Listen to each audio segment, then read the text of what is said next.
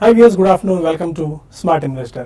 Markets ఒక flat range లో trade అవుతున్నాయని చెప్పుకోవచ్చు. వాళ్ళు 8228 దగ్గర ఓపెన్ అయిన నిఫ్టీ ఇవాళ 8234 వరకు ఐఎస్ లెవెల్ వరకు వెళ్ళింది.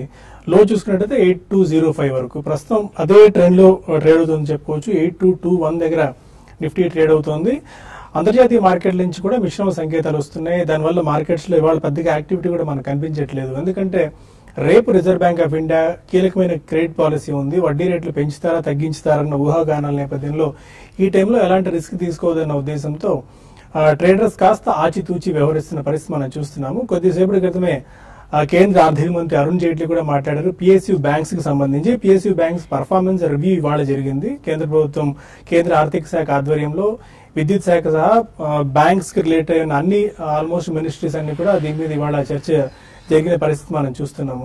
కొద్దిసేపు క్రితం ఆయన మాట్లాడుతూ క్యాపిటల్ రిక్వైర్మెంట్ సంబంధించి ఇప్పుడే డెసిషన్ తీసుకోలేదు. క్యాపిటల్ ఎలాంటి రిక్వైర్మెంట్ ఉంటుంది, బ్యాంక్స్ ఈ టైంలో ఎలాంటి ఇన్ఫ్యూషన్ చేయాల్సిన అవసరం ఉందన్న అంశాల మీద ఇంకా ఆయన డెసిషన్ తీసుకోలేదని చెప్పి ఆయన చెప్పిన పరిస్థితి మనం చూస్తున్నాము. ఇక కొన్ని స్పెసిఫిక్ స్టాక్స్ విషయాన్ని మనం చూసుకున్నట్టయితే ఇవాళ అదాని గ్రూప్ స్టాక్స్ లో కొద్దిగా నష్టాలు రావడం మనం గమనించవచ్చు. ఎందుకంటే $16 బిలియన్ సంబంధించిన ప్రాజెక్ట్ ఏదైతే ఉందో దానికి సంబంధించి విత్డ్రా చేసుకునే ఆలోచనలో ఉన్నాము. ప్రస్తుతం పరిస్థితి ఎలాగే కొనసాగుతాయి అని చెప్పి అదాని చెప్పిన నేపథ్యంలో ఈ స్టాక్స్ లో కూడా మనం వీక్నెస్ గమనించవచ్చు. అండ్ షుగర్ స్టాక్స్ లో మాత్రం ఇవాళ అనూహ్యమైన రీబౌండ్ మనం చూస్తున్నాము. షుగర్ స్టాక్స్ లో ధరణి షుగర్స్ ఆల్మోస్ట్ 14% వరకు పెరిగింది. తిరు అరూరన్ షుగర్స్ కూడా 12% వరకు పెరగడం మనం చూస్తున్నాం. మిగిలిన టాప్ గెయినర్స్ లో ఆల్ఫా జియో 15% వరకు పెరిగింది. సుదర్శన్ కెమికల్స్ 15%, రుషిల్ డెకార్ ఒక 11%, ఆస్ట్రా మైక్రో 7 to 8% వరకు పెరగడం మనం చూస్తున్నాం టాప్ గెయినర్ జాబితాలో. అండ్ టాప్ లూజర్స్ లో రాజేష్ ఎక్స్పోర్ట్స్ ఒక 7%, Redington 6%, BF utilities 4%, JP infra 3.5% వరకు క్రాక్ అవ్వడం మనం గమనించవచ్చు. ఇంకా స్పెసిఫిక్ గా రేపు ఆర్బీఐ క్రెడిట్ పాలసీ ఉన్న నేపథ్యంలో 8400 దగ్గర ఫ్రెష్ గా కాల్ రేటింగ్ జరుగుతుంది. ఎందుకంటే మార్కెట్స్ లో ఎలాంటి అంచనాలు లేవు పెద్దగా రాజన్ ఎలాంటి సర్ప్రైజెస్ చేస్తారు అని చెప్పి. ఒకవేళ ఒక 0.25 బేసిస్ పాయింట్స్ ఏమన్నా కట్ ఉంటే మార్కెట్స్ లో మళ్ళీ ఫ్రెష్ షార్ట్ కవరింగ్ ఉండొచ్చు. కాబట్టి 8400 దగ్గర మనం ఫ్రెష్ కాల్ రేటింగ్ జరుగుతుంది. ఓపెన్ ఇంట్రెస్ట్ కూడా తాజాగా ఇవాళ ఆల్మోస్ట్ 2.5 lakh కాంట్రాక్ట్స్ ఫ్రెష్ గా బై కావడం మనం చూస్తున్నాం. దీనితో 8300 దగ్గర కూడా ఫ్రెష్ కాల్ రేటింగ్ జరుగుతుంది. 8200 దగ్గర ఫ్రెష్ గా ట్రేడింగ్ జరగడం మనం గమనించవచ్చు. Almost 7 lakh fresh contracts trade అవుతున్నాయి. ఫ్రెష్ కాంట్రాక్ట్స్ కొత్తగా యాడ్ అయ్యాయని చెప్పుకోవచ్చు. ఇక్కడ నుంచి ట్రెండ్ ఎలా ఉండొచ్చు, రేపు ఆర్బీఐ క్రెడిట్ పాలసీ ఉన్న నేపథ్యంలో ఎలాంటి ట్రేడింగ్ స్ట్రాటజీ అవలంబించాల్సిన అవసరం ఉంటుంది అన్న అంశాలు మనతో డిస్కస్ చేసేందుకు ఇద్దరు అనలిస్టులు సిద్ధంగా ఉన్నారు. Good afternoon both of you. 8200 పైన మార్కెట్ చాలా స్ట్రాంగ్ గా సస్టైన్ అవుతుంది. మంచి ఫుట్ హోల్డ్ అక్కడ కనిపిస్తుంది 8200 పైన. బట్ 8250 మార్కెట్ క్రాస్ కాలేకపోతుంది. కానీ 82 పైన సస్టైన్ అవడం, రేపు RBI credit policy and 17th 18th American Fed Reserve సమావేశాలు, వీటన్నిటి నేపథ్యంలో ఎలాంటి ట్రేడింగ్ స్ట్రాటజీ మనం అవలంబించవచ్చు? ఓవరాల్ గా చూస్తే కనుక మార్కెట్ ఇంకా పాజిటివ్ బయాస్ గానే కనిపిస్తోంది. మనం లాస్ట్ వీక్ మనం చూసాము 8200 దగ్గర ఒక మేజర్ కన్సాలిడేషన్, వారం అంతా కూడా ఒక సైడ్ వేస్ ధోరణి చూసాము. అలాగే మార్కెట్ వాలటిలిటీ, హైయర్ రేట్ లో సెల్లింగ్ ప్రెషర్ వచ్చినప్పటికీ లోయర్ నుంచి బాగా రికవరీ అయ్యి ఫైనల్ గా మనం వీక్లీ చార్ట్ లో లాస్ట్ వీక్ చూస్తే కనుక ఒక మేజర్ రివర్సల్ మనం చూసాము. సో ట్రెండ్ చాలా స్ట్రాంగ్ గానే కనిపిస్తుంది. కాకపోతే 8200, 8250 దగ్గర ఈ మధ్యన ఒక చిన్న స్వల్ప నారో బ్యాండ్ ఏర్పడింది. టెక్నికల్ గా మార్కెట్ చాలా పాజిటివ్ గానే కనిపిస్తోంది. కాకపోతే మనం చూసాము లాస్ట్ 2 weeks గా మార్కెట్ అనూహ్యమైన ర్యాలీ వచ్చింది, 500 పాయింట్ల వరకు పెరిగింది. కాబట్టి ఆర్ఎస్ఐ, ఆర్ఓసి ఇండికేటర్స్ కొంచెం ఓవర్ బాట్ పొజిషన్ లో ఉన్నాయి, ఇంకా ఓవర్ బాట్ లోనే ఉన్నాయి. కాబట్టి టెక్నికల్ గా ఆ అడ్జస్ట్మెంట్ అయితే జరుగుతోంది. కాకపోతే రేపు కీలకమైన ఒక నిర్ణయం రాబోతోంది. కాబట్టి ఆ నేపథ్యంలో ఆల్రెడీ లాంగ్ పొజిషన్స్ ఉన్నాయి. కాబట్టి స్వల్పంగా లాంగ్ అన్వైండింగ్ జరుగుతోంది. కానీ అయినప్పటికీ ట్రేడర్స్ ఓవరాల్ గా చూస్తే కనుక పెద్ద ఏమి స్ట్రాంగ్ సెల్లింగ్ ప్రెషర్ కానీ ఎగ్జిట్ కానీ అవుతున్నట్టుగా కనిపించట్లేదు. అంటే ఇంకా వాళ్ళు కూడా పాజిటివ్ ఎక్స్పెక్టేషన్స్ తోటే ఉన్నారు. కాబట్టి లాంగ్ పొజిషన్స్ కూడా కంటిన్యూ చేస్తున్నారు. So as it is market ఇంకా సపోర్ట్ లెవెల్స్ అన్నిటికీ పైనే ఉంది. కాబట్టి రెసిస్టెన్స్ బ్రేక్ అవనప్పటికీ పర్వాలేదు. జనరల్ గా టెక్నికల్ థియరీ ఏం చెప్తుందంటే అప్ ట్రెండ్ లో సపోర్ట్ నిలబడితే చాలు, ఆటోమేటిక్ గా రెసిస్టెన్స్ కూడా బ్రేక్ అయిపోతుంటాయని. సో ఆ నేపథ్యంలో లాంగ్ పొజిషన్స్ ని 8200 కింద లేదంటే 8150 కింద స్ట్రిక్ట్ గా ఒక స్టాప్ లాస్ పెట్టి హోల్డ్ చేయొచ్చు. అలాగే షార్ట్ పొజిషన్స్ అవాయిడ్ చేయడం మంచిది. ఎందుకంటే మార్కెట్ సపోర్ట్ మద్దతు బ్రేక్ కాలేదు కాబట్టి. సో 8200 కనుక ఇవాళ దాని కింద ఒక 5 minutes ట్రేడ్ అవుతే కనుక ఫర్దర్ వీక్నెస్ 8150 వరకు వెళ్లే అవకాశం కనిపిస్తుంది. దీన్ని ఇంట్రాడే స్పెక్యులేషన్ యూజ్ చేయొచ్చు తప్ప కానీ పొజిషన్ కి మటుకు లాంగ్ క్యారీ ఫార్వర్డ్ కంటిన్యూ చేసుకోవచ్చు. ఒకవేళ కనుక రేపు ఏమైనా ఒక నీజర్కి రియాక్షన్ వచ్చిందా కూడా కంగారు పడాల్సిన అవసరం లేదు. క్లోజింగ్ వరకు చూడాలి, 3 వరకు. 3కి జనరల్ గా ఒక ట్రెండ్ అనేది డిసైడ్ అవుతుంది. సో అప్పటి వరకు లాంగ్ పొజిషన్స్ ని కంటిన్యూ చేయొచ్చు. ఓకే, మీరు ఎలాంటి ట్రేడింగ్ స్ట్రాటజీని చెప్తారు? ఓకే, మార్కెట్ ఏంటంటే కన్సాలిడేషన్ లోనే ఉందండి. మార్కెట్ లాస్ట్ వీక్ ఏ విధమైన ట్రెండ్ ఉందో ఈ రోజు కూడా అదే విధమైన ట్రెండ్ ఉంది. ప్లస్ మార్నింగ్ కూడా చెప్పడం జరిగింది, ఈ వీక్ అంతా కూడా అంటే ఈవెంట్స్ బేస్డ్ వీక్ అని చెప్పొచ్చు. ఎందుకంటే రేపు క్రెడిట్ పాలసీ ఉంది, తర్వాత వీకెండ్ లో ఐఐపి నెంబర్స్ ఉన్నాయి, తర్వాత యుఎస్ లో వడ్డీ రేట్లపై నిర్ణయం తీసుకునే అవకాశం ఉంది. ప్లస్ ఈ లోపల మళ్ళీ యుఎస్ లో డేటాస్ ఏమైనా ఉంటే దాని ప్రభావం కూడా మన మార్కెట్ మీద ఉంటుంది. ఎందుకంటే లాస్ట్ వీక్ వచ్చిన డేటా ఏదైతే ఉందో కొంచెం డిజాస్టర్ డేటా అని చెప్పొచ్చు. దీనివల్ల ఏంటంటే మళ్ళీ అక్కడ ఇంట్రెస్ట్ రేట్స్ పోస్ట్ పోని అంటే ఈ మంత్ అనుకున్నది నెక్స్ట్ మంత్ కూడా పోస్ట్ పోన్ చేసే అవకాశం ఉంది. కాబట్టి ఇవన్నీ దృష్టిలో పెట్టుకుంటే మార్కెట్ ఒక రేంజ్ లో ఉంది. ఇంతకుముందు మీరు చెప్పినట్టుగానే నిఫ్టీకి కానీ చూసుకుంటే 8400 దగ్గర కాల్ రైటింగ్ ఎక్కువ జరిగింది. అంటే నిఫ్టీ ఇప్పుడు ఇమీడియట్ గా అయితే 8400 దాటడం అనేది అంత ఈజీగా లేదు అన్న ఉద్దేశంతో చాలా వరకు ఎక్కువ పొజిషన్స్ ఎఫ్ఐస్ 8400 కాల్ రైటింగ్ చేశారు. ఆ ప్రీమియం ని నెక్స్ట్ ఫ్యూ డేస్ లోపల ప్రాఫిట్స్ చేసుకోవడానికి కోసం. బట్ ఏదైనా కూడా నిఫ్టీకి డౌన్ సైడ్ కానీ చూసుకుంటే 8200 బాగా సపోర్ట్ ఉంటుంది. ఎందుకంటే ఒక 1 వీక్ దాని బిలో ఉండి తర్వాత దాని పైకి వచ్చింది కాబట్టి 8200 కానీ బ్రేక్ అయితే ఇమీడియట్ గా షార్ట్ టర్మ్ ట్రెండ్ కొంచెం వీక్ అవ్వచ్చు. బట్ ఓవరాల్ గా మార్కెట్ ఏంటంటే లిక్విడిటీ ఉంది కాబట్టి బై అండ్ డిప్స్ మార్కెట్ గా చెప్పొచ్చు. అయితే కొన్ని స్టాక్స్ మాత్రం హై లెవెల్ సెల్ చేసుకోవచ్చు. బట్ అదేంటంటే బాగా ట్రేడింగ్ ఎక్స్పర్ట్స్ మాత్రమే చేయాల్సిన పని ఉంటుంది.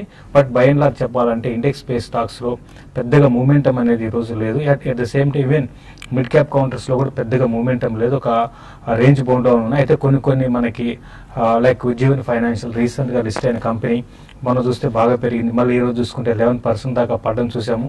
కాబట్టి ఇటువంటి వాటిలో ఏంటంటే ట్రేడర్స్ ఈవెన్ ఇన్వెస్టర్స్ కూడా కొంచెం జాగ్రత్తగా ఉండమని చెప్తాను.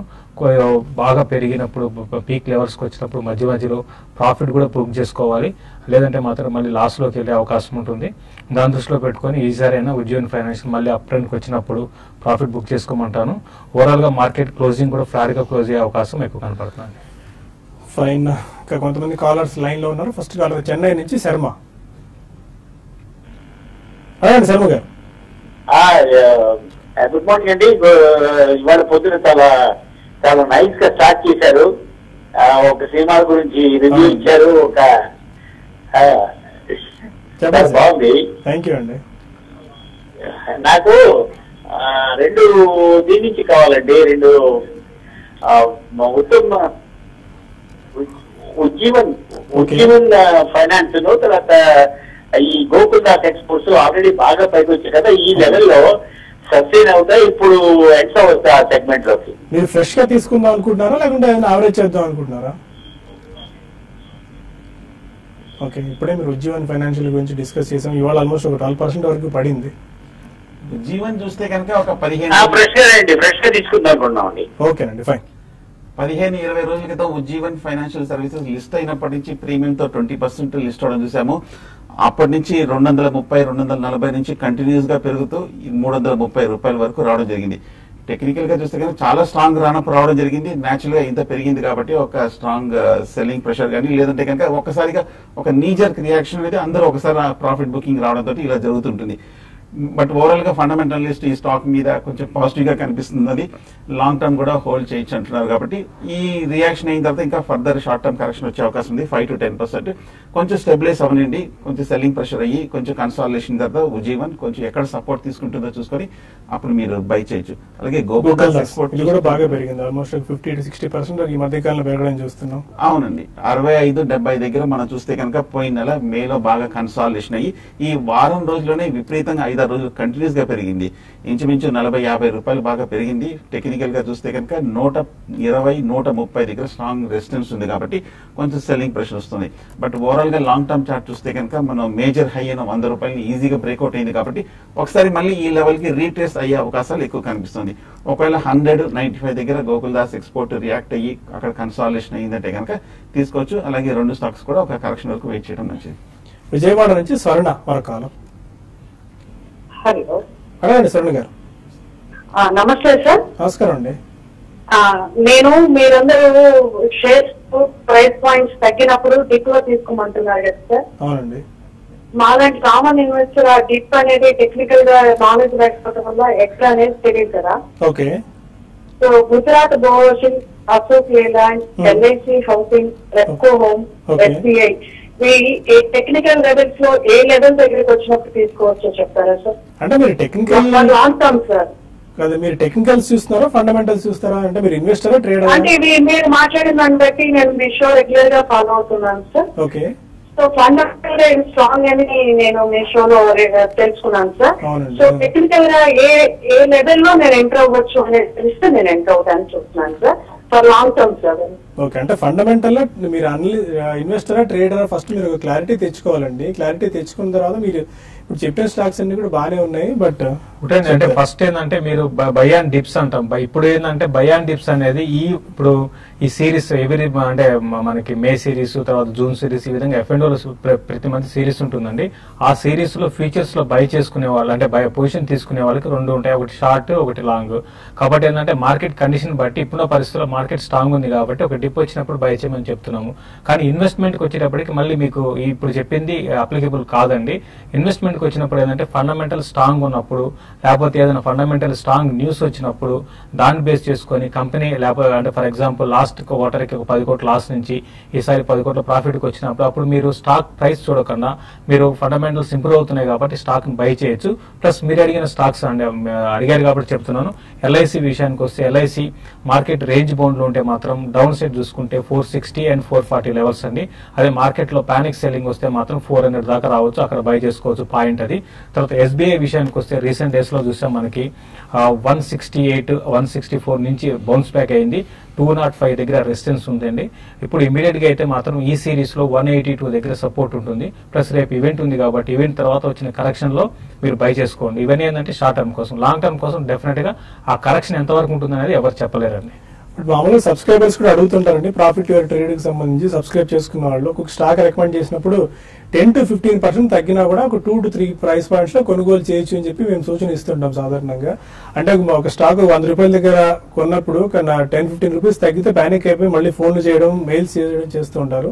అలా కాకుండా 10 to 15% తగ్గినా కూడా స్టాక్ కొనుగోలు చేసేందుకు అట్రాక్టివ్ గా ఉంది అని చెప్పే సంకేతంగా ఇస్తుంటాం. అందుకని ఇన్వెస్టర్స్ ఎవరైతే ఉంటారో ఈ 10 to 15%, 2 to 3 ప్రైస్ పాయింట్స్ దృష్టిలో పెట్టుకుని స్టాక్స్ కొనుగోలు చేయొచ్చండి. ఇక మరిన్ని కాల్స్ అండ్ ఈమెయిల్స్ తీసుకునే ముందు ఒక చిన్న బ్రేక్ తీసుకుందాం.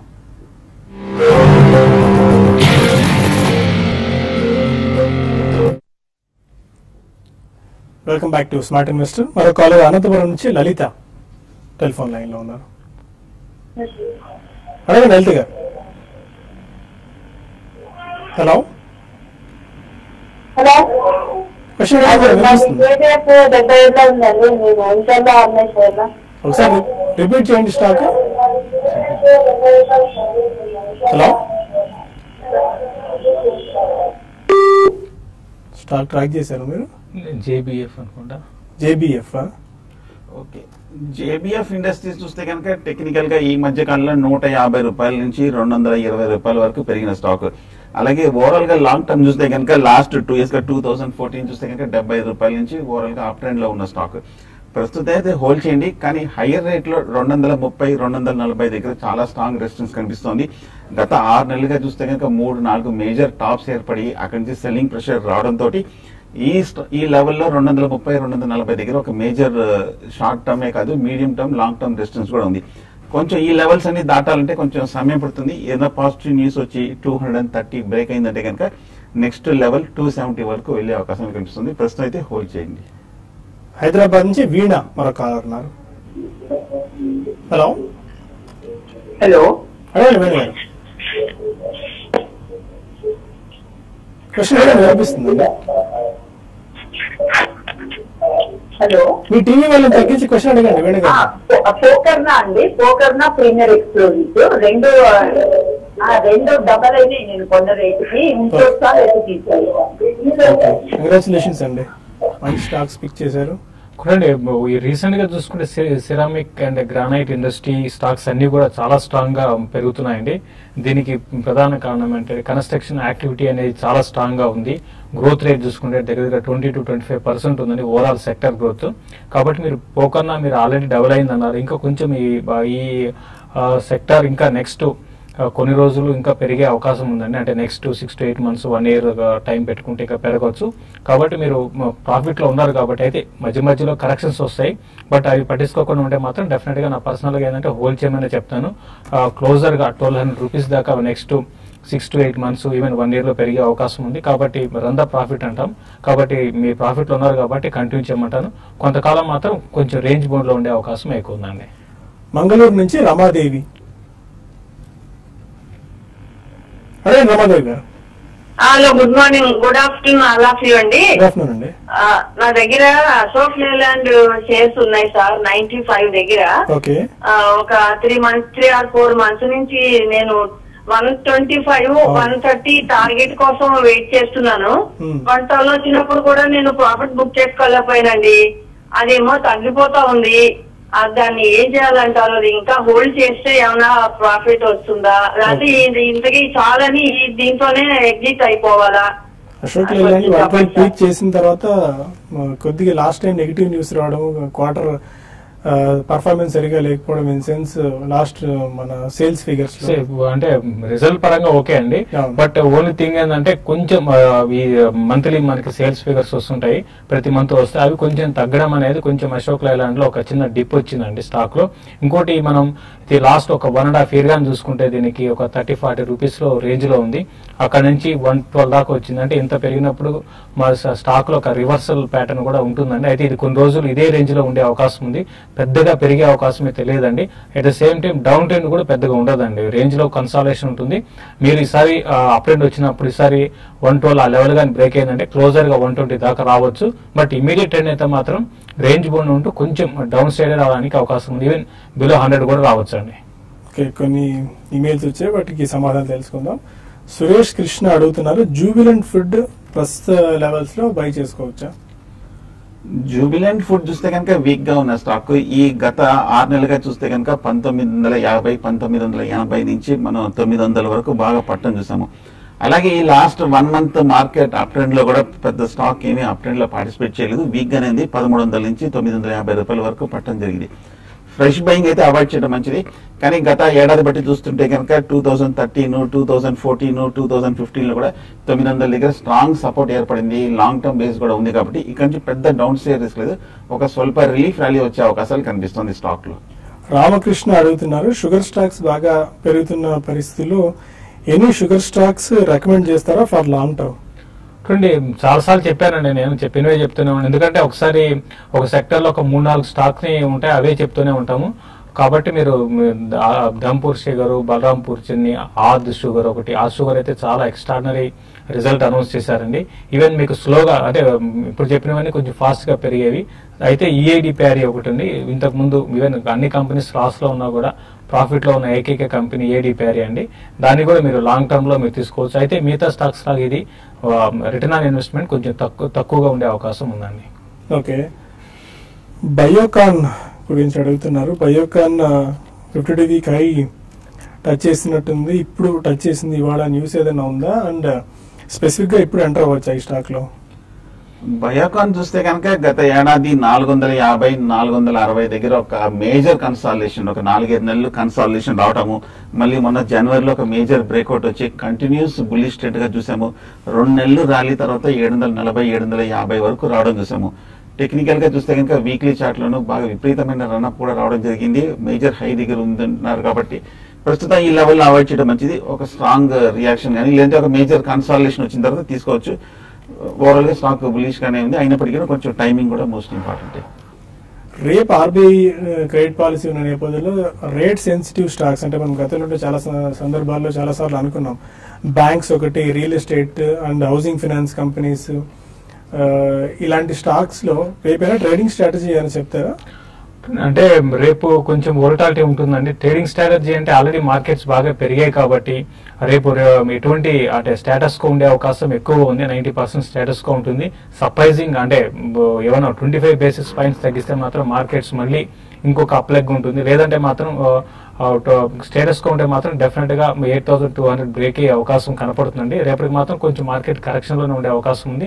ఇటువంటి హై సెన్సిటివ్ స్టాక్స్ లో మాత్రం కొంచెం సెల్ అండ్ ర్యాలీస్ చెప్పొచ్చు. ఎందుకంటే కొంచెం హైయర్ లెవెల్ డిస్ట్రిబ్యూషన్ ప్యాటర్న్ చూసాము కాబట్టి డిఎల్ఎఫ్ తర్వాత హెచ్డిఐ లాంటివి హైయర్ లెవెల్స్ అది ప్రొఫెషనల్ ట్రేడర్స్ చేయమంటాను. ఎందుకంటే లాట్ సైజ్ కూడా చాలా పెద్దవి సెల్ చేయమంటాను. తర్వాత టాటా మోటార్స్ ఒకటి అది కూడా కొంచెం 466 పైన స్టాప్ లాస్ పెట్టుకుని దాన్ని కూడా పొజిషనల్ ట్రేడర్స్ ఒక 2 to 3% కోసం సెల్ చేయమంటాను. ఈవెన్ బ్యాంక్ నిఫ్టీని కూడా సెల్ చేయమని చెప్తానండి. రేపు క్రెడిట్ పాలసీ తర్వాత ఒక 150 to 200 పాయింట్స్ కిందకి రావడానికి అవకాశం ఉందండి. కొద్దిగా మార్కెట్స్ లో ప్రాఫిట్ బుకింగ్ వస్తున్నట్టు కనిపిస్తుంది. 7 పాయింట్స్ డౌన్ తో సేమ్ ఆల్మోస్ట్ ఫ్లాట్ గానే ట్రేడ్ అవుతుంది. 26,815 దగ్గర 28 పాయింట్స్ డౌన్ తో సెన్సెక్స్ ట్రేడ్ అవుతుంది. నిఫ్టీ చూసుకున్నట్టయితే 8 పాయింట్స్ డౌన్ తో 8,213 దగ్గర ట్రేడ్ అవుతుంది. Any closing trading remarks? Closing చూస్తుంటే ఈ రెండింటికి కూడా యూరోపియన్ మార్కెట్ సెటిల్ అయిన తర్వాత కూడా మార్కెట్ కొంచెం వీక్ గానే ఉంది కాబట్టి ఈ వీక్నెస్ కొనసాగే అవకాశం ఉంది. కాకపోతే పెద్ద ఏమి రిస్క్ కానీ డేంజర్ లేదనిపిస్తోంది. ఒకవేళ కనుక ఇవాళ 8200 పరీక్షించి దానిపైన క్లోజ్ అవుతే మద్దతు తీసుకున్నట్టే. అలాగే రేపు కూడా ఆర్బీఐ క్రెడిట్ పాలసీ టైంలో ఏమైనా కొంచెం పాజిటివ్ గా రియాక్ట్ అయిందంటే కొంచెం లాంగ్ పొజిషన్ తీసుకోవచ్చు. 8200 కింద స్టాప్ లాస్ పెట్టుకోవచ్చు. Fine, thank you very much both of you sir. ఇది ఇవాల్టి స్మార్ట్ ఇన్వెస్టర్. రేపటి బిజినెస్ బ్రేక్ఫాస్ట్ లో మళ్ళీ కలుద్దాం. Stay with us.